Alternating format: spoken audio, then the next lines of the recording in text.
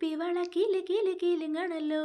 അങ്ങനെ കൈനിറയെ കുപ്പിവള ഇട്ട് ഓൺലൈനിൽ നിന്ന് വാങ്ങിയ പുതിയ ഡ്രസ്സൊക്കെ ഇട്ട് ഞാൻ ഈ ഒരുങ്ങി കെട്ടി പോകുന്നത് പീരിയുടെ സ്കൂൾ ഷോപ്പിങ്ങിന് വേണ്ടിയിട്ടാണ് കേട്ടോ. നല്ല കംഫർട്ടബിൾ ആയിട്ടുള്ള കോട്ടൺ മെറ്റീരിയലും അഫോർഡബിൾ റേറ്റിലുള്ള ഈ ഒരു ഡ്രസ്സിന്റെ ലിങ്ക് ഞാൻ വീഡിയോയുടെ സൈഡിൽ ടാഗ് ചെയ്ത് കൊടുത്തേക്കാം. ആവശ്യമുള്ളവർ കയറുന്ന ചെക്ക് ചെയ്ത് നോക്കണേ.